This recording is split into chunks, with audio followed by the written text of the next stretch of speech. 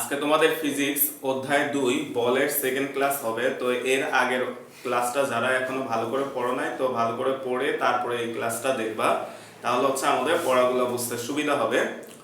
তো আসো আমরা আজকের ক্লাসটা শুরুর আগে তোমরা হচ্ছে ভিডিওটা স্টপ করে ভাইয়া এই পাশে যে লেখাগুলো লিখছি এগুলো আগে একটু খাতায় লিখে নাও, তাহলে হচ্ছে আমরা বুঝাইতে সুবিধা হবে। তাহলে ভাইয়া বললে তুমি ওই জিনিসগুলো খাতার সাথে মিলাই নিতে পারবা। তাহলে তোমরা ভিডিওটা স্টপ করে ফার্স্ট হচ্ছে এই পাশে যে লেখাগুলো আছে এগুলো একটু খাতায় লিখে নাও। তো এখন খেয়াল করো, তো আমরা ফার্স্টে আসি হচ্ছে মৌলিক বল। মৌলিক জিনিসটা কি? অর্থাৎ যেই বলটা স্বাধীন, অর্থাৎ এই বলটা অন্য কোনো বল থেকে তৈরি হয় নাই, বরং অন্যান্য বল এই বলটা থেকে তৈরি হয়, এই টাইপের বলগুলোকে আমরা বলি হচ্ছে মৌলিক বল। যেমন তোমরা কেমিস্ট্রিতে পড়বা যে মৌলিক পদার্থ, যৌগিক পদার্থ। মৌলিক পদার্থ কোনগুলা? যে পদার্থগুলা নিজেরাই হচ্ছে অন্য পদার্থকে গঠন করে, তাদেরকে আমরা বলি হচ্ছে মৌলিক পদার্থ। অর্থাৎ এরা কারো থেকে তৈরি হয় না, এরা নিজেরাই হচ্ছে স্বাধীন, বরং এরা অন্যদেরকে গঠন করে, এই টাইপের পদার্থগুলোকে আমরা বলি হচ্ছে মৌলিক পদার্থ। তাহলে ঠিক একইভাবে যে বলগুলা স্বাধীন, অর্থাৎ এরা অন্য কোনো বলের উপর নির্ভরশীল নয়, বরং অন্যান্য বল এদের উপর নির্ভরশীল বা অন্যান্য বল এদের থেকে তৈরি হয়, ওই টাইপের বলগুলাকে আমরা বলি হচ্ছে মৌলিক বল। তাহলে দেখো আমাদের কি বলা হচ্ছে, যে সকল বল মূল বা স্বাধীন, অর্থাৎ যে সকল বল অন্য কোনো বল থেকে উৎপন্ন হয় না, বরং অন্যান্য বল ওই সকল বল থেকে উৎপন্ন হয়। অর্থাৎ অন্য বলগুলাকে এরা তৈরি করে, বরং এরা অন্যদের থেকে তৈরি হয় না, তাদেরকে আমরা বলি হচ্ছে মৌলিক বল। এখন তুমি খেয়াল করো, তো আমাদের মৌলিক বল হচ্ছে চারটা। এটা এমসিকিউতে আছে, এটাকে বক্স করে রাখো যে আমাদের মহাবিশ্বে বা আমাদের যে জগৎ আছে, এই জগতে আমাদের মৌলিক বল কয়টা আছে? চারটা আছে। অর্থাৎ এই চারটা বল হচ্ছে মৌলিক বা স্বাধীন, এদের থেকে হচ্ছে যত রকমের বল আছে সবগুলা তৈরি হয়। তাহলে এই চারটা মৌলিক বল কি কি? এক হচ্ছে মহাকর্ষ বল, তারপর হচ্ছে দুই তড়িৎ চুম্বক বল, এটার আরেকটা নাম হচ্ছে তড়িতের আরেকটা বাংলা ওয়ার্ড হচ্ছে বিদ্যুৎ, তাহলে হচ্ছে বিদ্যুৎ চুম্বক বল, দুর্বল নিউক্লিয় বল, সবল নিউক্লিয় বল। তো আমরা আজকে একটা একটা করে এই চারটা বলের পরিচয় জানবো। তো প্রথমে হচ্ছে আমাদের মহাকর্ষ বল। তো এই জিনিসটা আমাদের প্রথমে বিজ্ঞানী নিউটন এই জিনিসটা হচ্ছে আবিষ্কার করেন যে মহাকর্ষ বলটা। তো মহাকর্ষ বল কি?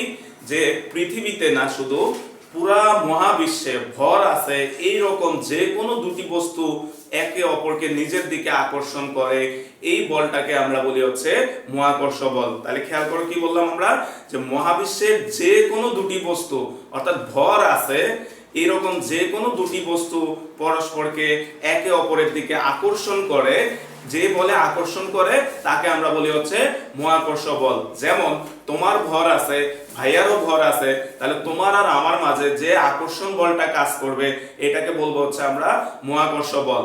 আবার সূর্যের ভর আছে, চাঁদেরও ভর আছে, তাহলে সূর্য এবং চাঁদের মাঝখানে যে বলটা কাজ করবে এটাকেও আমরা বলবো হচ্ছে মহাকর্ষ বল। তাহলে খেয়াল করো যে ভর থাকলেই দুটি বস্তু একে অপরকে নিজের দিকে আকর্ষণ করবে, এই বলটাকে আমরা বলবো হচ্ছে মহাকর্ষ বল। তাহলে আমাদের এমসিকিউতে আসে যে মহাকর্ষ বলটা কেন তৈরি হয়? তাহলে কেন তৈরি হয়? যে বস্তুর ভরের কারণে হচ্ছে এই বলটা তৈরি হয়। তাহলে খেয়াল করো আমাদের কি বলতেছি, মহাবিশ্বের যে কোনো দুটি বস্তু মধ্যকার পারস্পরিক, এই লাইনটাকে তোমরা বক্স করে রাখো, আকর্ষণ বলকে। অর্থাৎ এই বলটা কখনো বিকর্ষণধর্মী হয় না, মহাকর্ষ বল সর্বদা আকর্ষণধর্মী। আকর্ষণ বলকে মহাকর্ষ বলি আমরা শর্টে, বা মহাকর্ষ বল বলে। তারপর খেয়াল করো বস্তুর ভরের কারণে এই বলের সৃষ্টি হয়, অর্থাৎ যে বস্তুর ভর নাই তার মধ্যে কোনো মহাকর্ষ বলও নাই, অর্থাৎ বস্তুর ভরের কারণ থাকলেই হচ্ছে এই বলটা সৃষ্টি হবে। তারপর খেয়াল করো ভর আছে এরকম যে কোনো দুটি বস্তু অন্য বস্তুকে মহাকর্ষ বল দিয়ে আকর্ষণ করে। তাহলে খেয়াল করো ভর আছে এরকম যে কোনো বস্তু অন্য বস্তুকে মহাকর্ষ বল দিয়ে কি করবে? আকর্ষণ করবে। এই লাইনটা খুবই ইম্পর্টেন্ট, খেয়াল করো কি বলছি আমরা, চারটি মৌলিক বলের মধ্যে মহাকর্ষ বল সবচেয়ে দুর্বল। আমাদের এমসিকিউতে আসে, এই লাইনটাও বক্স করে রাখো যে চারটি মৌলিক বলের মধ্যে মহাকর্ষ বলটা হচ্ছে সবচেয়ে দুর্বলতম বল। এরপরে খেয়াল করো আমাদের এই মহাকর্ষটা আমরা কি বললাম, যে বিশ্বের যে কোনো দুটি বস্তুর মধ্যে যে আকর্ষণ বলটা তাকে আমরা বলি হচ্ছে কি? মহাকর্ষ বল। তাহলে তুমি খেয়াল করো তো এখানে মনে করলাম আমরা আমাদের সূর্য, এখানে মনে করলাম আমরা পৃথিবী, এখানে মনে করলাম আমরা আমাদের চাঁদ আছে। এখন তুমি খেয়াল করো তো, তোমার আর পৃথিবীর সূর্য এবং পৃথিবীর মাঝখানে, বলতো সূর্যেরও ভর আছে পৃথিবীরও ভর আছে, তাহলে এই দুইটা বস্তুর মধ্যে যে আকর্ষণ বলটা কাজ করবে তাকে আমরা কি বলবো? মহাকর্ষ বল বলবো। তাহলে এটা হচ্ছে মহাকর্ষ। আবার পৃথিবীর ভর আছে চাঁদেরও ভর আছে, তাহলে এদের মধ্যেও যে বলটা কাজ করবে এটাকেও আমরা বলবো হচ্ছে মহাকর্ষ। আবার সূর্যের ভর আছে চাঁদেরও ভর আছে, তাহলে এইখানেও যে বলটা কাজ করবে এটাকেও আমরা বলবো হচ্ছে মহাকর্ষ। কিন্তু একটা জিনিস খেয়াল রাখো, আমরা যেহেতু পৃথিবীতে থাকি এবং পৃথিবীটা আমাদের জন্য স্পেশাল, ওই জন্য পৃথিবীর সাথে আরেকটা বস্তুর যে বলটা কাজ করে আমরা এর একটা স্পেশাল নাম দিই। তাহলে খেয়াল করো তো, সূর্য এবং পৃথিবী এদের মাঝখানে যে বলটা কাজ করে এটাও মহাকর্ষ, পৃথিবী এবং চাঁদের মাঝখানে যেটা এটাও মহাকর্ষ, সূর্য এবং চাঁদ এটাও মহাকর্ষ।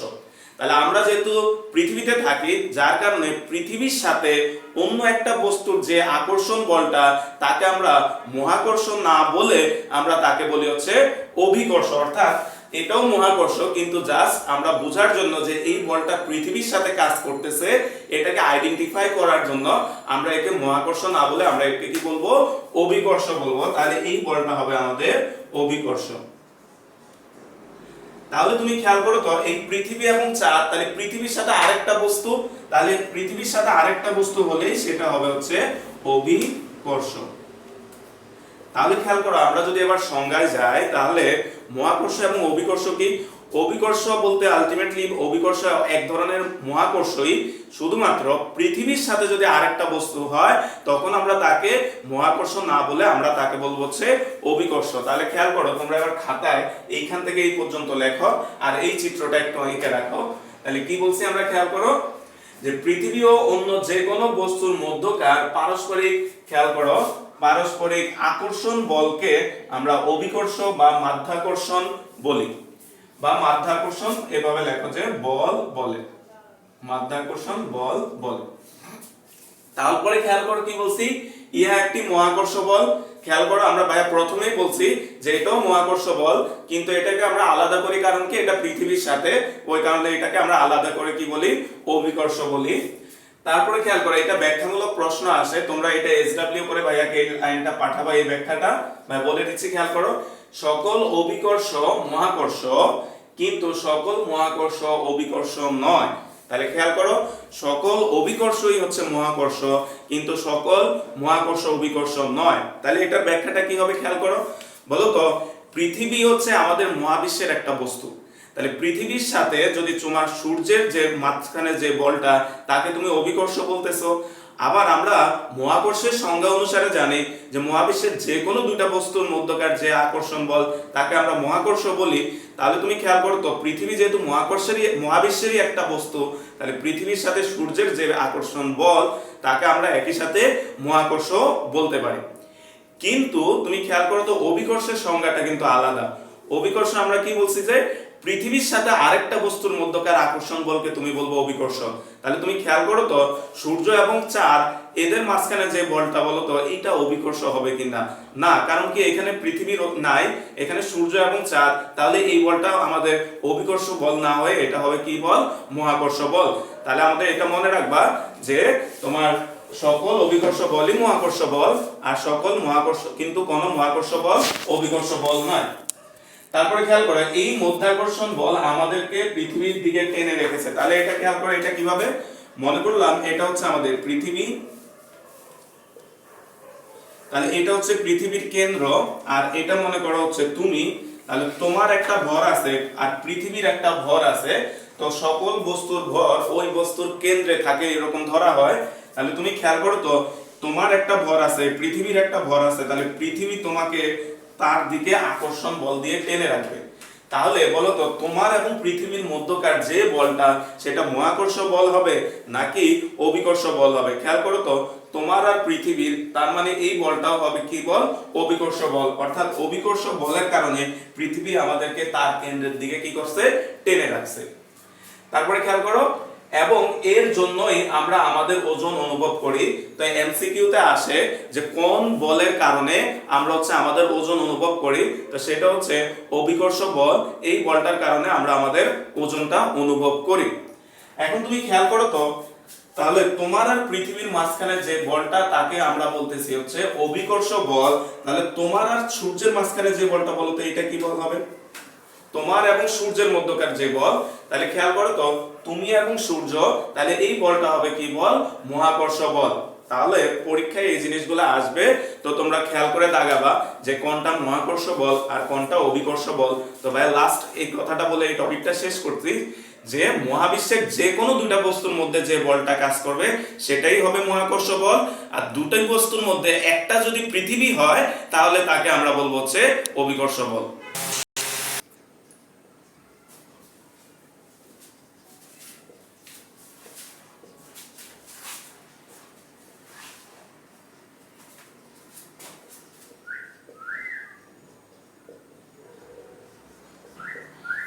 তো খেয়াল করো আমরা সেকেন্ড যে মৌলিক বলটা আছে আমরা এখন ওইটা দেখি। যদি আমরা সেকেন্ড মৌলিক বলটা হচ্ছে তড়িৎ চুম্বক বল।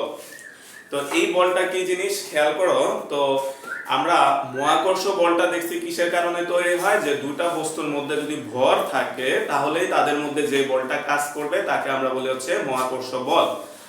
আর তড়িৎ চুম্বক বল কি?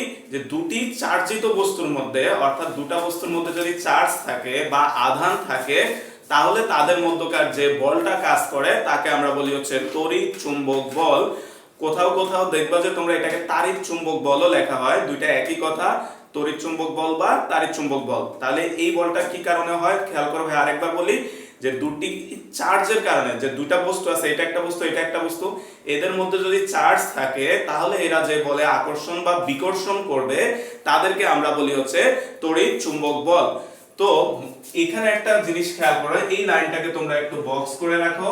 তাহলে হচ্ছে এইখানে যে বলটা আছে এই বলটা হচ্ছে আকর্ষণ বা বিকর্ষণ ধর্মী হয়। তাহলে মহাকর্ষ বলের সাথে এটার একটা আমরা পার্থক্য পেলাম যে মহাকর্ষ বল হচ্ছে বস্তুর ভরের কারণে তৈরি হয়, এটা তৈরি হয় বস্তুর চার্জের কারণে। তারপর মহাকর্ষ বল হচ্ছে আকর্ষণ ধর্মী হয় শুধু, আর তড়িৎ চুম্বক বল হচ্ছে আকর্ষণ বা বিকর্ষণ দুই রকমেরই হতে পারে।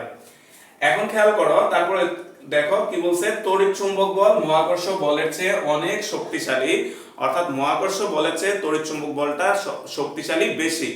তো এটা আমরা কিভাবে বুঝবো? খেয়াল করো, তোমার আর আমার মাঝখানে যে বলটা কাজ করতেছে সেটা হচ্ছে কি বল? মহাকর্ষ বল। দেখো আমরা একে অপরকে আকর্ষণ করলেও কেউ কারো কাছে কিন্তু চলে আসতেছি না। কিন্তু তুমি আজকে বাসায় তোমার কিছু কাগজকে ছোট ছোট টুকরা করবা, করে মাথায় একটা চিরুনিকে ঘষবা, ঘষে ওই কাগজগুলোর কাছে নিবা, নিলেই দেখবা যে কাগজগুলোকে টেনে চিরুনি তার কাছে নিয়ে আসতেছে। তাহলে তুমি খেয়াল করো তো যে তোমার আর আমার মাঝখানেও একটা বল কাজ করতেছে, আবার কাগজ আর চিরুনির মাঝখানেও একটা বল কাজ করতেছে।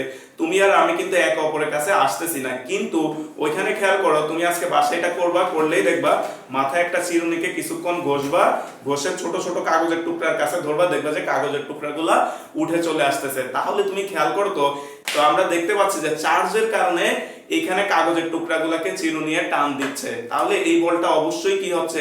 মহাকর্ষ বলের চেয়ে শক্তিশালী। কারণ কি? কাগজগুলা চিরুনির কাছে চলে আসতেছে। তো খেয়াল করো তো, আমাদের এমসিকিউতে আসে এটা কতটুকু শক্তিশালী।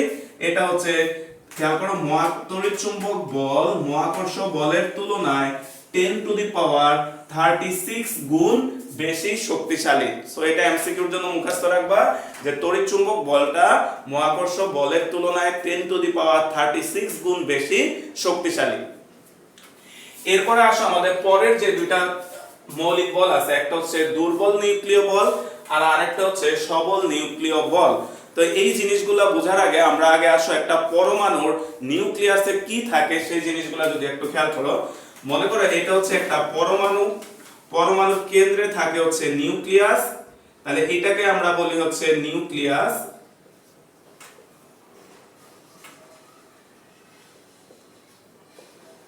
এখন এই নিউক্লিয়াসে হচ্ছে তোমার দুই ধরনের কণা থাকে, একটাকে আমরা বলি হচ্ছে প্রোটন আর আরেকটাকে বলি হচ্ছে আমরা নিউট্রন। তাহলে নিউক্লিয়াসে দুই ধরনের কণা থাকে, প্রোটন এবং নিউট্রন। আর নিউক্লিয়াসের বাইরে হচ্ছে আমাদের থাকে হচ্ছে ইলেকট্রন। তো তো এখন তুমি খেয়াল করো তো আমাদের এখানে কি বলছে, দুর্বল নিউক্লিয় বল আর হচ্ছে সবল নিউক্লিয়। তাহলে নাম থেকে খেয়াল করো তো এই বলটা কোথায় কাজ করবে, পরমাণুর বাইরে নাকি পরমাণুর নিউক্লিয়াসে? বলো তো, নামটা খেয়াল করো, কি বললাম ভাইয়া, দুর্বল নিউক্লিয় বল আর আরেকটা হচ্ছে সবল নিউক্লিয় বল। তার মানে পরমাণু নিউক্লিয়াসের মধ্যে হচ্ছে এই দুইটা বল কি করবে, কাজ করবে। তাহলে এই দুইটা বলই কাজ করে কোথায়, পরমাণুর নিউক্লিয়াসে। আচ্ছা, এখন খেয়াল করো তো নিউক্লিয়াসে যে কণাগুলো থাকে আমাদের একটা পরমাণুতে, তাহলে তোমরা তিন ধরনের আমরা কণা দেখলাম, একটা হচ্ছে প্রোটন, একটা হচ্ছে নিউট্রন যারা থাকে হচ্ছে নিউক্লিয়াসে, আর একটা হচ্ছে ইলেকট্রন। এই কণাগুলোকে আমরা বলি হচ্ছে মৌলিক কণা। এই কণাগুলোকে আমরা কি বলি, মৌলিক কণা। এখন তুমি খেয়াল করো তো তাহলে পরমাণুর নিউক্লিয়াসে এই মৌলিক কণাগুলোর মাঝখানে একটা বল কাজ করে। এই বলটার মান খুবই সামান্য, এই বলটাকে আমরা বলি হচ্ছে দুর্বল নিউক্লিয় বল। তাহলে খেয়াল করো তো, যে স্বল্প পাল্লার এবং স্বল্প মানের বল নিউক্লিয়াসের অভ্যন্তরস্থ মৌলিক কণাগুলোর মধ্যে ক্রিয়া করে। খেয়াল করো তো মৌলিক কণা কেন বলছি আমরা জানি টোটাল মৌলিক কণা হচ্ছে তিনটা, ইলেকট্রন, প্রোটন আর হচ্ছে নিউট্রন। এর মধ্যে ইলেকট্রন থাকে হচ্ছে পরমাণুর বাইরে আর হচ্ছে প্রোটন এবং নিউট্রন থাকে হচ্ছে পরমাণুর কেন্দ্রে নিউক্লিয়াসে, যার কারণে বলা হচ্ছে মৌলিক কণাগুলোর মধ্যে অর্থাৎ প্রোটন প্রোটন নিউট্রন নিউট্রন বা প্রোটন নিউট্রনের মধ্যে স্বল্প মানের একটা বল কাজ করে। এই বলটাকে আমরা বলি হচ্ছে দুর্বল নিউক্লিয় বল। তাহলে খেয়াল করো কি বলা হচ্ছে, ইহা মহাকর্ষ বলের চেয়ে শক্তিশালী কিন্তু তড়িৎ চুম্বক বলের চেয়ে দুর্বল। অর্থাৎ দুর্বল নিউক্লিয় বল যেটা আছে এটা মহাকর্ষ বলের চেয়ে শক্তিশালী, কিন্তু আমাদের তড়িৎ চুম্বক বলের চেয়ে সে আবার কি দুর্বল। এরপরে এই লাইনটা খেয়াল করো, এই লাইনটা আন্ডারলাইন করে রাখো যে মহাকর্ষ ও তড়িৎ চুম্বক বল যে কোনো দূরত্বে কাজ করতে পারে। মহাকর্ষ বল আর তড়িৎ চুম্বক বল যে কোনো দূরত্বেই কাজ করতে পারে, কিন্তু দুর্বল নিউক্লিয় বল খুবই অল্প দূরত্বে, এবং এই মানটা মুখস্থ রাখবা কত দূরত্ব পর্যন্ত এখানে অ্যাক্টিভ থাকে, 10 মিটার দূরত্ব পর্যন্ত কাজ করতে পারে। অর্থাৎ তুমি আর আমি যেখানেই থাকি না কেন, অর্থাৎ তোমার আর আমার মাঝখানে দূরত্ব যাই হোক না কেন, আমাদের মাঝখানে একটা বল কাজ করবে, মহাকর্ষ বল। অর্থাৎ এটা দূরত্বের উপর নির্ভর করে না। ঠিক একইভাবে দুটা চার্জিত বস্তু যত দূরেই যাক না কেন, এদের মধ্যে হচ্ছে তড়িৎ চুম্বক বলটা কাজ করবে। কিন্তু আমাদের দুর্বল নিউক্লিয় বলটা হচ্ছে তোমাকে চার্জিত বস্তু দুটা খুবই কাছাকাছি থাকতে হবে, এবং সেই মানটা হচ্ছে 10⁸ মিটার দূরত্বে থাকতে হবে। আচ্ছা, এরপরে এই লাইনটা খেয়াল করো, তেজস্ক্রিয় নিউক্লিয়াস থেকে এই বলের কারণে বিটা রশ্মি নির্গত হয়। এটা এমসিকিউতে আসে অনেকবার, দেখলাম যে কেন বিটা রশ্মি নিউক্লিয়াস থেকে নির্গত হয়। এখন বিটা রশ্মি কি আর তেজস্ক্রিয় নিউক্লিয়াস কি, এগুলো তোমরা যখন কলেজ লেভেলে যাবা তখন পড়বা, তোমাদের 9-10 সামান্য আছে সামনের অধ্যায়গুলোতে। তো আপাতত এটা মুখস্থ রাখো যে আমাদের তেজস্ক্রিয় নিউক্লিয়াস থেকে এই বলের কারণে হচ্ছে কি নির্গত হয়, বিটা রশ্মিটা নির্গত হয়। তো এখন আসো আমাদের সবল নিউক্লিয় বলটা কি। বলতো নিউক্লিয়াসের মধ্যে কে কে থাকে, আমাদের প্রোটন এবং নিউট্রন। এখন এই মৌলিক কণাগুলোর কিছু বৈশিষ্ট্য আছে ভাইয়া, যদি একটু বলি যে তোমার প্রোটন এটা হচ্ছে ধনাত্মক আধান বিশিষ্ট, মানে হচ্ছে এর চার্জ হচ্ছে পজিটিভ। তাহলে প্রোটন এর চার্জ হচ্ছে পজিটিভ, তারপরে হচ্ছে ইলেকট্রন এর চার্জ হচ্ছে নেগেটিভ, আর নিউট্রন এর কোনো চার্জ নাই। তো তোমরা যখন কেমিস্ট্রি পড়বা, কেমিস্ট্রিতে এগুলা পড়বা। এখন আসো ভাইয়া, বলো তো আমরা জানি যে একই রকমের দুইটা বস্তু সব সময় একে অপরকে কি করে বলতো, বিকর্ষণ করে। তাহলে তুমি খেয়াল করো তো তোমার নিউক্লিয়াসে যে দুইটা কণা আছে, এই দুইটা কণার মধ্যে নিউট্রনের কোনো কি নাই, চার্জ নাই। তাহলে দুইটা নিউট্রন একে অপরকে আকর্ষণ করবে না, বিকর্ষণও করবে না, কারণ কি তাদের মধ্যে কোনো কি নাই, চার্জ নাই। কিন্তু তুমি খেয়াল করো তো তোমার প্রোটন, বলতো প্রোটনটা কি বলতো, পজিটিভ চার্জ বিশিষ্ট। তাহলে বলতো এইখানে মনে করো নিউক্লিয়াসে একটা প্রোটন আছে, তার পাশে আরো একটা প্রোটন আছে। বলতো এই দুইটা প্রোটন একে অপরকে কি করবে, যেহেতু সমধর্মী এরা একে অপরকে কি করবে, বিকর্ষণ করবে। তাহলে বলতো এইখানে তো অনেকগুলাই প্রোটন আছে, তাহলে প্রোটনগুলা যদি একে অপরকে বিকর্ষণ করে তাহলে বলতো নিউক্লিয়াসটা গঠন করা সম্ভব হবে কিনা। অর্থাৎ একে অপরকে বিকর্ষণ করে দূরে ঠেলে দিবে, তাহলে তো তোমার নিউক্লিয়াস গঠন করা যাবে না। তাহলে এই মৌলিক কণাগুলোকে আমাদের নিউক্লিয়াসে আবদ্ধ রাখতে একটা শক্তিশালী বলের প্রয়োজন হয়, এই শক্তিশালী বলটাকে আমরা বলি হচ্ছে সবল নিউক্লিয় বল। তাহলে ভাই আরেকবার বলতেছি, খেয়াল করো কথাটা, যে আমাদের পরমাণুর কেন্দ্রে বা পরমাণুর নিউক্লিয়াসের যে মৌলিক কণাগুলো থাকে এরা হচ্ছে একে অপরকে বিকর্ষণ করে দূরে ঠেলে দেয়। তাহলে যদি এরা একে অপরকে দূরে ঠেলে দেয় তাহলে তোমার পরমাণুর নিউক্লিয়াসের কোনো অস্তিত্ব থাকবে না, ফলে পরমাণুরই কোনো অস্তিত্ব থাকবে না। তাহলে এই মৌলিক কণাগুলোকে কেন্দ্রে আবদ্ধ রাখার জন্য একটা শক্তিশালী বলের প্রয়োজন হয়, যেই বলটা কি করে এই মৌলিক কণাগুলোকে কেন্দ্রে আবদ্ধ করে রাখে। এই শক্তিশালী বলটাকে আমরা বলি হচ্ছে সবল নিউক্লিয় বল। তাহলে খেয়াল করো কি বলা হচ্ছে, পরমাণুর নিউক্লিয়াসে নিউক্লিয় উপাদান সমূহকে, খেয়াল করো তো এখানে নিউক্লিয় উপাদান বলতে কি বুঝি, পরমাণুর কেন্দ্রে যে দুইটা কণা থাকে প্রোটন এবং নিউট্রন, এদেরকে একসাথে আমরা বলি হচ্ছে নিউক্লিয় উপাদান, অর্থাৎ নিউক্লিয়াসের উপাদান। তাহলে নিউক্লিয়াসের উপাদান মানে কি, প্রোটন এবং নিউট্রন। তাহলে খেয়াল করো, নিউক্লিয় উপাদান সমূহকে একত্রে আবদ্ধ রাখে যে শক্তিশালী বল তাকে আমরা বলি হচ্ছে সবল নিউক্লিয় বল। তারপরে খেয়াল করো, ইহা সৃষ্টি জগতের, খেয়াল করো, ইহা সৃষ্টি জগতের সবচেয়ে শক্তিশালী বল। তাহলে আমাদের খুব ইম্পর্টেন্ট যে আমরা চারটা মৌলিক বলের মধ্যে আমরা দেখলাম সবচেয়ে শক্তিশালী বল হচ্ছে সবল নিউক্লিয় বল। তারপরে ইহা খুবই অল্প দূরত্বে 10 ইনভার্স 15 মিটার দূরত্বে কাজ করে। খেয়াল করো, আমাদের দুর্বলটা ছিল 10 ইনভার্স 8 মিটার আর এটা হচ্ছে 10 ইনভার্স 15 মিটার দূরত্বে কাজ করে।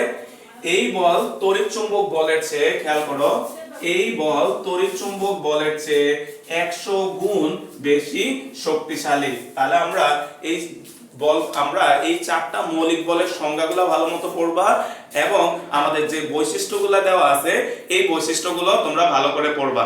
তারপরে এখন খেয়াল করো তো, আমরা এই যে চারটা বল দেখলাম, তাহলে সবচেয়ে বেশি শক্তিশালীকে আমরা যদি আসি বা সবচেয়ে দুর্বলকে, এই চারটা জিনিসকে আমরা এভাবে বলি যে চারটি মৌলিক বলের সবলতার ক্রম। এটা মুখস্থ রাখবা, এটা খুবই ইম্পর্টেন্ট যে চারটি মৌলিক বলের সবলতার ক্রম। বলো তো সবচেয়ে দুর্বলকে, খেয়াল করো, ভাই মুছে ফেলছি তোমাদের খাতায়, দেখো সবচেয়ে দুর্বল ছিল হচ্ছে মহাকর্ষ বল। তাহলে সবচেয়ে দুর্বল হচ্ছে মহাকর্ষ বল। এরপরে খেয়াল করো তো, তাহলে মহাকর্ষ বলের চেয়ে শক্তিশালীকে আমরা এখন খেয়াল করো যে আমাদের এইখানে দেখো কি বলছে, তড়িৎ চুম্বক বল মহাকর্ষ বলের চেয়ে শক্তিশালী। আবার এইখানে খেয়াল করো যে তোমার এই যে ইহা মহাকর্ষ বলের চেয়ে শক্তিশালী কিন্তু তড়িৎ চুম্বক বলের চেয়ে দুর্বল। তার মানে মহাকর্ষ বলের চেয়ে শক্তিশালী হচ্ছে তোমার দুর্বল নিউক্লিয় বল, দুর্বল নিউক্লিয়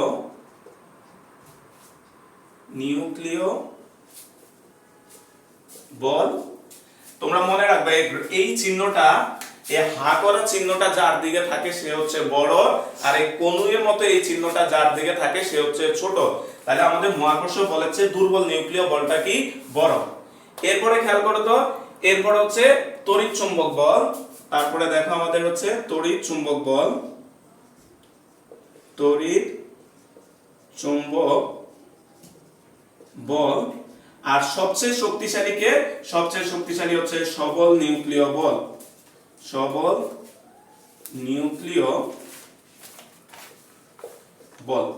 তাহলে আমরা এই সবলতার ক্রমটা মুখস্থ রাখবা। দেখো সবচেয়ে শক্তিশালী সবল নিউক্লিয় বল, তারপর হচ্ছে তড়িৎ চুম্বক বল, তারপরে দুর্বল নিউক্লিয় বল, তারপর হচ্ছে মহাকর্ষ বল।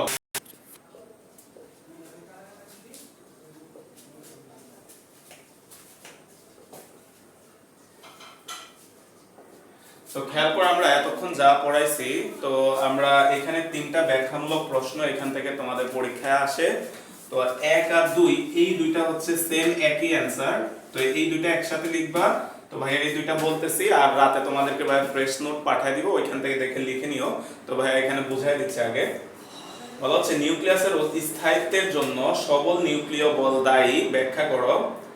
আর বলা হচ্ছে সমধর্মী চার্জ হওয়া সত্ত্বেও প্রোটনগুলো কিভাবে একত্রিত হয়ে নিউক্লিয়াস গঠন করে। তা আমরা আসো ভাই একটু আগে যে দেখেছিলাম, তুমি খেয়াল করো তো, আমাদের একটা পরমাণুর যে কেন্দ্র আছে, যে আমাদের এটা হচ্ছে পরমাণু, তার কেন্দ্রে তোমার হচ্ছে প্রোটন এবং নিউট্রন থাকে। এখন একটু আগে দেখাইছিলাম বলো তো যে এই যে সমধর্মী চার্জগুলা যে কেন্দ্রে আছে প্রোটন, এরা একে অপরকে বিকর্ষণ করে কি করবে, নিউক্লিয়াস থেকে দূরে সরে যাবে, অর্থাৎ নিউক্লিয়াসটাকে ভেঙে ফেলবে, অর্থাৎ নিউক্লিয়াসের আর কোনো অস্তিত্ব থাকবে না। কারণ কি, তারা যেহেতু সমধর্মী, তাদের মধ্যে কি বল কাজ করবে, বিকর্ষণ বল কাজ করবে, ফলে এরা একে অপর থেকে দূরে সরে যাবে, নিউক্লিয়াস ভেঙে যাবে, নিউক্লিয়াসের কোনো অস্তিত্বই থাকবে না। তাহলে এই যে কণাগুলা, এই কণাগুলাকে আমরা কি করছি, আমরা এদেরকে একত্রিত করার জন্য একটা শক্তিশালী বল কাজ করে। আমরা দেখলাম যে সেই শক্তিশালী বলটা কি, সবল নিউক্লিয় বল। তাহলে এই সবল নিউক্লিয় বল কি করে, এই প্রোটন গুলাকে একত্রে নিউক্লিয়াসে আবদ্ধ করে রাখে। তাহলে তুমি খেয়াল করো তো, যদি সবল নিউক্লিয় বল না থাকতো, নিউক্লিয়াসে তুমি প্রোটন গুলাকে কখনোই একত্রে আবদ্ধ করে রাখতে পারতো না, ফলে নিউক্লিয়াসের কোনো অস্তিত্বই থাকতো না।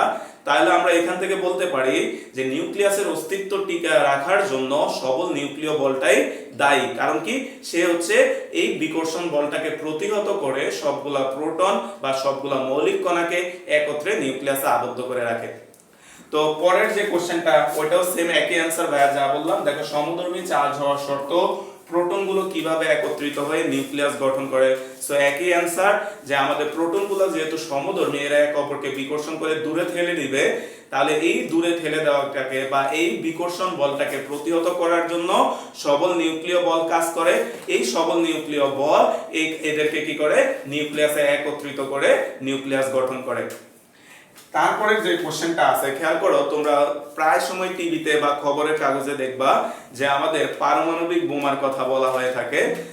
তাহলে এই পারমাণবিক বোমাগুলা কিভাবে বানানো হয়, এগুলো আমরা আস্তে আস্তে পরবর্তীতে জানবো। তো এইখানে আমরা ভাইয়া অল্প করে একটু বলি, পারমাণবিক বোমাগুলা কিতে যে শক্তিটা, সবচেয়ে শক্তিশালী বোমা হচ্ছে পারমাণবিক যে বোমাগুলা আছে, তাহলে এই শক্তিটা কোথায় থেকে আসে। তাহলে তুমি খেয়াল করো তো, নিউক্লিয়াসে তোমার প্রোটনগুলোকে একত্রে রাখতে একটা শক্তিশালী বলের প্রয়োজন। সেই বলটা হচ্ছে কি, সবল নিউক্লিয় বল। তাহলে এই যে শক্তিশালী বলটা এখানে এদেরকে আবদ্ধ করে রাখে, তখন তুমি যখন এটাকে ভাঙবা, তখন হচ্ছে এই বলটা হচ্ছে বিশাল শক্তি আকারে চারিদিকে ছড়ায় পড়ে। এই কারণ হচ্ছে আমাদের পারমাণবিক যে বোমাগুলো আছে, এরা খুবই শক্তিশালী হয়। তাহলে তুমি খেয়াল করো, বড় নিউক্লিয়াসকে ভেঙে বা ছোট নিউক্লিয়াসকে জোড়া দিয়ে অনেক শক্তি তৈরি সম্ভব। কারণ কি, কারণ হচ্ছে এদের মাঝখানে যে বলটা কাজ করে তা হচ্ছে সবল নিউক্লিয় বল। এই সবল নিউক্লিয় বলটা প্রচুর পরিমাণ শক্তি উৎপন্ন করে, যার কারণে আমরা যদি নিউক্লিয়াসটাকে ভাঙি বা নিউক্লিয়াসকে জোড়া দিতে হয়, তাহলে তোমার প্রচুর পরিমাণ শক্তি উৎপন্ন হয়।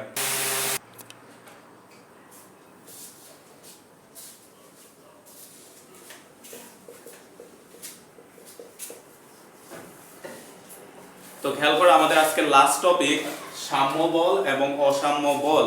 তুমি নাম থেকে হয়তোবা বুঝতে পারতেছো, সাম্য আর অসাম্য এই দুইটা জিনিস থেকে আমরা অনেকটা বোঝা যায় এই জিনিসগুলো কি। তারপরেও খেয়াল করো, আমরা বোঝার জন্য মনে করো এখানে কোন একটা বস্তু আছে, তো তুমি আর হচ্ছে তোমার বন্ধু দুইজন দুই দিকে দাঁড়ায় আছো। তো দুজন মিলে একটা দড়ি দিয়ে তুমি এটাকে টানতেছো এইদিকে, আর আরেক তোমার বন্ধু সে একটা দড়ি দিয়ে এটাকে টানতেছে এইদিকে। তাহলে খেয়াল করো তো, এই বস্তুটার উপর একাধিক বল কাজ করতেছে, যে একজন টানতেছে এইদিকে, একজন টানতেছে এইদিকে। এখন মনে করো, তুমি যে বলে টানতেছো, তোমার বন্ধুও ঠিক একই বলে টানতেছে। যেমন তোমরা স্কুলে দড়ি টান প্রতিযোগিতা হয়, যে দুই দিকে দুইজন টানে। বলো তো, দুইজনে যদি আমরা সমানভাবে টান দিই, তাহলে এই বস্তুটা কোন দিকে যাবে? বলতো, যেহেতু দুইটা টান সমান, তাহলে এই বস্তুটা কি করবে না, কোনো দিকেই যাবে না, অর্থাৎ বস্তুটা এখানে কি থাকবে, স্থির থাকবে। তাহলে তুমি খেয়াল করো তো, যে তুমি দেখো, আমরা যদিও বলের একক টেকক ভাইয়া এখনো পড়াই না, আমরা আগামী ক্লাসে আস্তে আস্তে পড়বো। তো বলের একক হচ্ছে নিউটন। তো মনে করো, তুমি এইদিকে 10 নিউটন বলে টানতেছো, আর তোমার বন্ধু এইদিকে 10 নিউটন বলে টানতেছে। কিন্তু খেয়াল করো তো, এই টানতেছে ডান তোমার বাম দিকে, আর এই টানতেছে হচ্ছে ডান দিকে।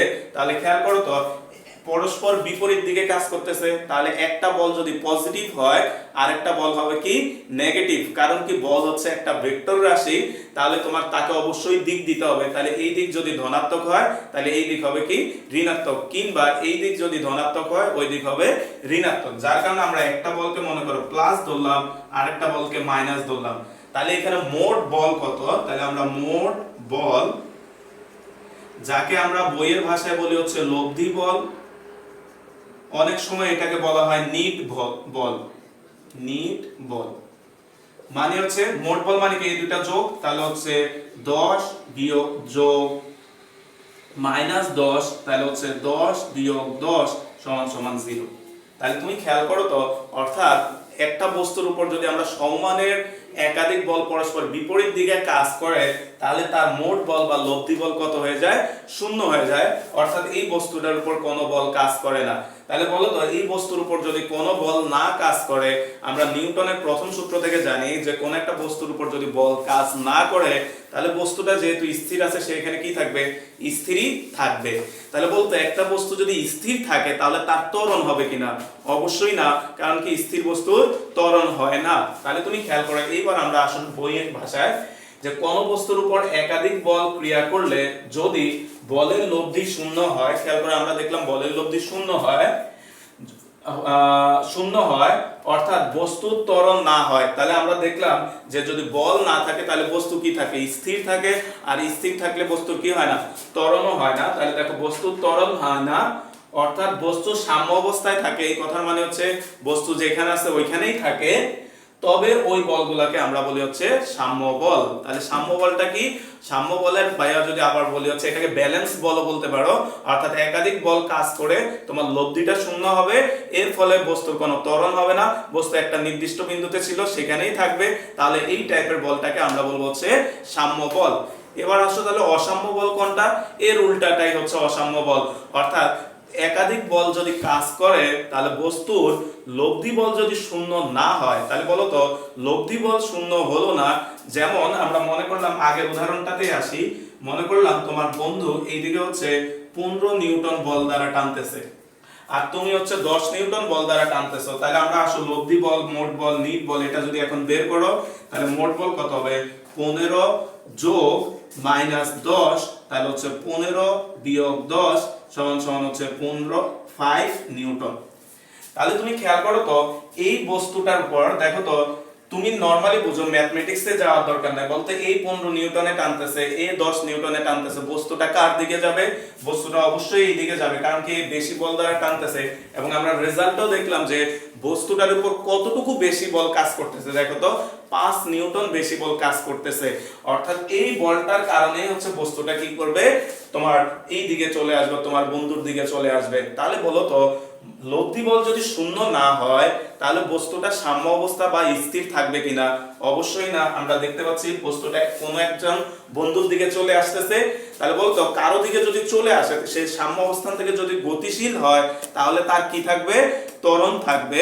তাহলে এই টাইপের বলগুলোকে আমরা বলি হচ্ছে অসাম্য বল। তাহলে খেয়াল করো যে কোন বস্তুর উপর একাধিক বল ক্রিয়া করলে যদি বলের লব্ধি 0 না হয়, তাহলে খেয়াল করো আমাদের বলের লব্ধি 0 হয় নাই, অর্থাৎ বস্তুর ত্বরণ হয়, যেহেতু বলটা গতিশীল হচ্ছে বস্তুটা, তাহলে তার কি হবে, ত্বরণ হবে। অর্থাৎ বস্তু সাম্য অবস্থায় না থাকে, তবে ওই বলগুলোকে আমরা বলি হচ্ছে অসাম্য বল। এখন এই সাম্য বল এবং অসাম্য বলের সংজ্ঞাটা আমাদের পরীক্ষায় অনেকবার আসছে, তো ভালো করে পড়বা।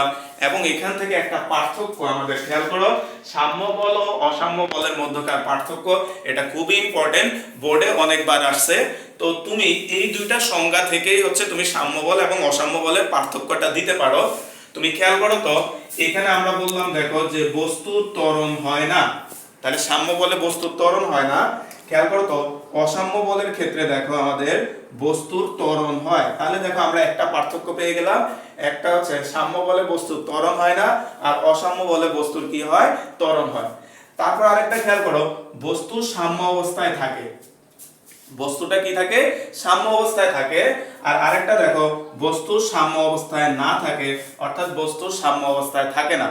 তাহলে তুমি খেয়াল করো, এখান থেকে আমরা মোট 3টা পার্থক্য দিতে পারি।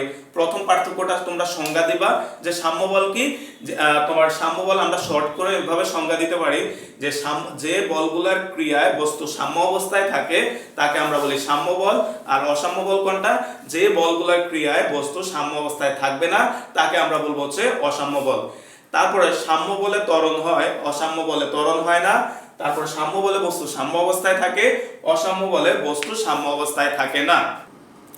তো খেয়াল করো আমাদের এই পার্থক্যটা এখানে লেখা আছে, তো তোমরা প্রথম পার্থক্যটা একটু খেয়াল করো যে যে বলগুলো কোনো বস্তুর উপর ক্রিয়া করে সাম্য অবস্থা সৃষ্টি করে তাকে আমরা সাম্য বল বলি, আর অসাম্য বল যে বলগুলো কোনো বস্তুর উপর ক্রিয়া করে সাম্য অবস্থা সৃষ্টি করে না তাদেরকে আমরা অসাম্য বল বলি। অর্থাৎ প্রথম পার্থক্যটা খেয়াল করো তোমরা, আমরা হচ্ছে যে সংজ্ঞা দুইটা পড়ছি ওই দুইটা সংজ্ঞাকে আমরা শর্টে লিখে ফেলছি। তারপরে খেয়াল করো 2 নম্বর পার্থক্যটা, এখানে কি হয় লব্ধি শূন্য হয় আর এই ক্ষেত্রে লব্ধি শূন্য হয় না। তারপরে এই ক্ষেত্রে খেয়াল করো বস্তুর সাম্য অবস্থার সৃষ্টি হয় না, তোমার হচ্ছে সাম্য বল এই ক্ষেত্রে হচ্ছে তোমার সাম্য অবস্থার সৃষ্টি হয়, ত্বরণ হয় না। এই ক্ষেত্রে হচ্ছে তোমার ত্বরণ হয়, সাম্য অবস্থা সৃষ্টি হয় না। তাহলে তুমি এই জিনিসগুলো এখান থেকে একটু ভালো করে পড়ে নিবা। তো আজকের ক্লাসটা এই পর্যন্তই।